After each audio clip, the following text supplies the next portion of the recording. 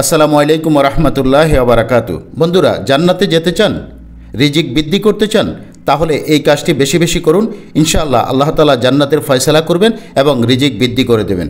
আসসালামু আলাইকুম ওয়া রাহমাতুল্লাহি ওয়া বারাকাতুহু। বন্ধুরা, আজ আলোচনা করব সালামের গুরুত্ব ও ফজিলত সম্পর্কে।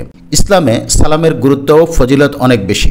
এটি শুধু সৌজন্যমূলক শুভেচ্ছা নয়, বরং এটি একটি ইবাদত ও সুন্নাহ। কুরআন ও হাদিসে সালামের ব্যাপারে অনেক ফজিলত বর্ণিত হয়েছে। সালামের ফজিলত, আল্লাহ রাব্বুল আলামিন বলেন, তোমরা যখন কোনো ঘরে প্রবেশ করো তখন নিজেদের প্রতি শান্তির সালাম বিনিময় করো। জান্নাতে প্রবেশের মাধ্যম, আল্লাহ রাসূল সাল্লাল্লাহু আলাইহি ওয়াসাল্লাম বলেছেন, তোমরা পরস্পরের সালাম প্রচার করো, তাহলে জান্নাতে প্রবেশ করবে। তৃতীয়ত, পারস্পরিক ভালোবাসা বৃদ্ধি পায়। হাদিসে বলা হয়েছে, তোমরা একে অপরকে ভালোবাসতে চাও, তাহলে তোমাদের মধ্যে সালামের প্রচলন করো। চতুর্থত, সদাকা ও সওয়াবের কাজ। নবী করিম সাল্লাল্লাহু আলাইহি ওয়াসাল্লাম বলেছেন, সালাম দেওয়া একটি সদাকা। পঞ্চমত, গুনাহ মাফ হয়। রাসূল সাল্লাল্লাহু আলাইহি ওয়াসাল্লাম বলেছেন, যে ব্যক্তি ভালোভাবে ও আন্তরিকভাবে সালাম দেয় তার গুনাহ মাফ হয়ে যায়।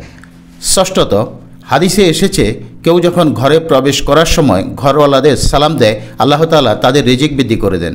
সালামের উত্তম পদ্ধতি, পূর্ণ সালাম, আসসালামু আলাইকুম ওয়া রাহমাতুল্লাহি ওয়া বারাকাতুহু। সালামের পূর্ণ উত্তর, ওয়া আলাইকুম আসসালাম ওয়া রাহমাতুল্লাহি ওয়া বারাকাতুহু। সর্বনিম্ন সালাম, আসসালামু আলাইকুম বলা সুন্নত। সালামের উত্তর, ওয়া আলাইকুম আসসালাম বলা ওয়াজিব। সালাম কেবল একটি অভ্যর্থনা নয়, বরং এটি ইসলামের গুরুত্বপূর্ণ আদব এবং ইবাদত। এটি ভালোবাসা, সৌহার্দ্য ও পারস্পরিক সম্প্রীতি বৃদ্ধি করে এবং জান্নাত লাভের অন্যতম মাধ্যম। তাই আমাদের উচিত নিয়মিত সালাম দেওয়া এবং এর চর্চা করা। বন্ধুরা, আফসোসের বিষয়, বর্তমানে প্রায় সালাম উঠেই গেছে। বর্তমান সময়ে সালামের প্রচলন অনেকটাই উঠে গেছে। এটি খুবই আফসোসের বিষয়। অথচ সালামের ফজিলত ইসলামে কত চমৎকারভাবে বর্ণনা করা হয়েছে। সালামের কতই না ফজিলত। ইনশাআল্লাহ আমরা আজ থেকে সালামের প্রচলন করব। ইসলামে বলা হয়েছে, যে সর্বপ্রথম সালাম দেয় সে অহংকার মুক্ত। তাই বন্ধুরা, আমরা অহংকার মুক্ত হওয়ার জন্য অন্তত সালামের প্রচলন করব। কারণ আল্লাহ তাআলা অহংকারীকে জান্নাতে প্রবেশ করাবেন না। আল্লাহ তাআলা বলেছেন, অহংকার আমার চাদর, যে ব্যক্তি আমার চাদর নিয়ে টানাটানি করবে সে জান্নাতের সুবাসও পাবে না। তাই আমরা সালামের প্রচলনের মাধ্যমে নিজেদেরকে অহংকার মুক্ত করব ইনশাআল্লাহ। বন্ধুরা, অনেকের মধ্যেই সালাম দেওয়ার ক্ষেত্রে শব্দ চয়নে অত্যন্ত ভুল লক্ষ্য করা যায়। অনেকেই বলে থাকেন সালাম আলাইকুম, সালাম আলাইকুম। এগুলো সম্পূর্ণ ভুল। এগুলোর আরবিতে অত্যন্ত খারাপ সব অর্থ রয়েছে।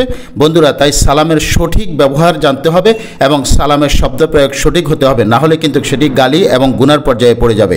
আবারও বলছি, আসসালামু আলাইকুম ওয়া রাহমাতুল্লাহি ওয়া বারাকাতুহু।